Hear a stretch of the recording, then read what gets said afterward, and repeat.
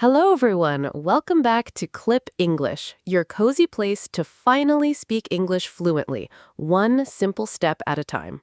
And I'm Michael. Hi, Olivia. Hey, Michael, how's your day going? Pretty good, actually. I was reading about Muniba Mazari this morning, and her story about turning limitations into strength really stuck with me. Oh, that's actually perfect timing because it connects directly to today's topic. Let me guess, something about building fluency step by step, even when it feels impossible. Exactly. Today, we're talking about how to speak English fluently using a simple, step-by-step method that anyone can follow, no matter where you're starting from. Before we go further, pause this video and write one sentence in the comments about the biggest fear you have when speaking English. We'll personally reply to you. Go ahead, pause now. Okay, welcome back. So here's the truth about fluency. Most learners think it happens suddenly, like flipping a switch. But real fluency is built through small, consistent steps, exactly like Muniba Mazari rebuilt her life, not through one giant leap, but through daily, deliberate progress. Let's break down fluency into clear, simple steps you can start today. Step 1. Master simple sentences before complicated ones. Instead of trying to speak in long, complex sentences, start with short, clear ones. I am happy. I like coffee. I want to learn. These simple sentences build your foundation and your confidence at the same time. Step 2, build a daily practice routine, even just 10 minutes. Speak out loud every day about your life, your morning, your job, your feelings.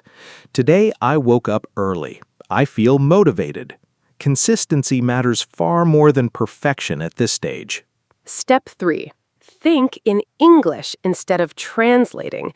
Start with small thoughts. Instead of thinking a sentence in your language and translating it, try to think the simple version directly in English from the start.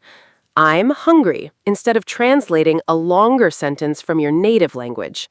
But here's something most learners skip completely, and it's actually the step that separates people who give up from people who succeed. Step 4. Overcome fear by speaking imperfectly on purpose. Muniba Mazari once said that she stopped waiting for permission to live fully. She simply moved forward despite everything. Apply that same mindset here. Stop waiting for perfect English before you speak. Speak now with mistakes and let fluency build through that imperfect practice. Step 5. Use real-life examples, not abstract grammar rules. Practice sentences connected to your actual life, your job, your family, your hobbies. I work as a nurse. I help patients every day. Real content is remembered far better than random textbook examples. Now here's a bonus tip that ties this method together. Track small wins daily, not big transformations. Write down one small success each day. Today, I used a new word, or today I spoke for 2 minutes without stopping. These small wins build the same kind of resilience Muniba Mazari talks about. Progress built through consistency, not perfection. Another bonus tip is to surround your daily routine with English, even passively. Listen to English while cooking or driving, even if you're focused on something else. This constant exposure supports your active practice sessions.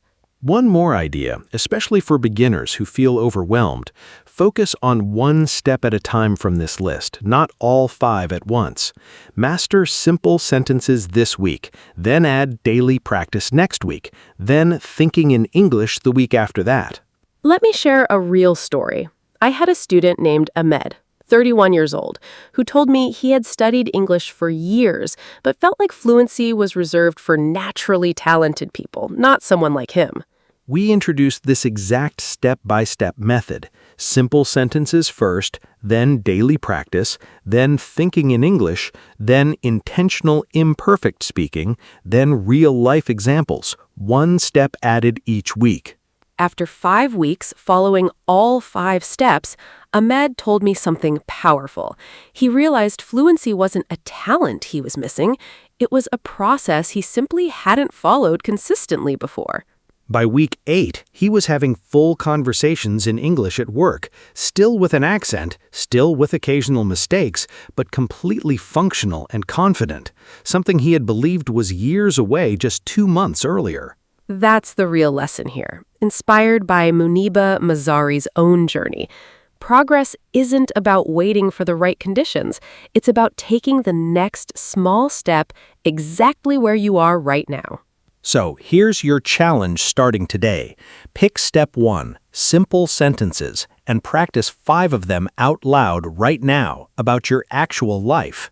Come back here and tell us in the comments, which step do you think will be hardest for you and which one feels easiest to start today? If this video motivated you to speak English fluently, please like it, subscribe to Qlip English, and share it with a friend who needs this motivation today.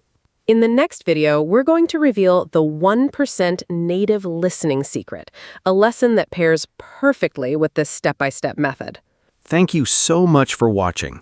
Fluency isn't a destination you wait for, it's a path you walk, one simple step at a time. Take your first step today, right now, in the comments. See you in the next one. Bye!